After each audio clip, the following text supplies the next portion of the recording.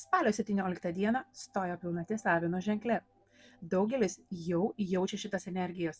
Sugebėjo pastovėti už save, sugebėjo išsakyti viską, ką jaučia širdyje ir tiesiog pastatė save į pirmą vietą, apie ką yra ir Avino ženklas. Taigi pasižiūrėkime, kokias energijas šią savaitę pranašauja Taro. Pilnatis energijos tęsis dar iki spalio 23. Pirmadienis jums bus labai netikėtų visokių problemų, kurias reikės išspręsti ir gana greitai. O galbūt jūs tiesiog bandysite vytis kažką, kas yra ne jūsų ir yra ne apie jūs. Gerai pagalvokite prieš imdamiesi tokių veiksmų, nes jūs be reikalo eikvojate savo energiją. Tiesiog paleiskite tai.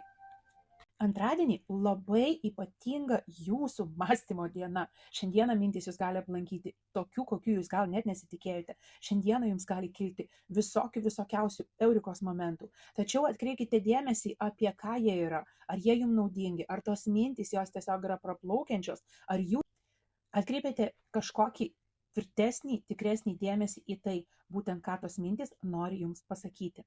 Galbūt būtų netgi naudinga išsirašyti jas. Galbūt tai prireiks ir ateityje. Trečiadienį, paskutinę mėnulio pilnaties Avine dieną, jums gali sukilti visos energijos ir jūs turėsite tikrai visas galimybės ir drąsos užteks parodyti, kad jūs tikrai nesate tas avinėlis, kurį bet kas ir bet kur gali paaukoti bet kada. Jums užteks drąsos nubrėžti ribas, pasakyti, ką jūs jau širdyje tiek ilgai kaupėte ir tiesiog sustabdyti savęs išnaudojimą. Gausos planeta Jupiteris, būdamas retrograde, gali jums ketvirtadienį trupučiuką pajausti, duoti ne visai gausos energijas.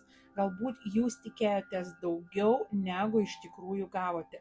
Nenusiminkite, kiekvienom durim yra raktas, tiesiog tą raktą reikės atrasti.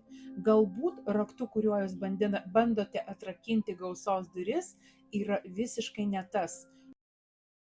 Penktadienį Veneros dieną leiskite savo protui atsipūsti, nes tai, kaip veikia protas, kokiu pajėgumu veikia protas, atsiliepia jūsų širdies darbui.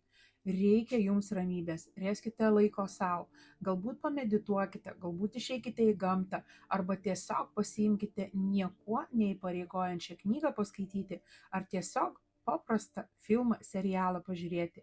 Jūsų mintims reikia ramybės, taip pat ir širdžiai. Šeštadienį žiūrėkite, būkite atsargus, kad niekas jūsų nebandytų apgauti. Taipogi būkite labai sąžiningi tiek patys su savim, tiek su kitais. Nes jeigu jūs bandysite pasielgti nesąžiningai, žinokite, kad karma ateina pas jūs su atlyginimu. Todėl savo pelnykitės teigiamus karmos taškus, o neneigiamus, ypatingai šeštadienį Saturno dieną. Taigi, būkite išmintingi. Sekmadienio energijos kalba apie jūsų finansinį saugumą ir stabilumą.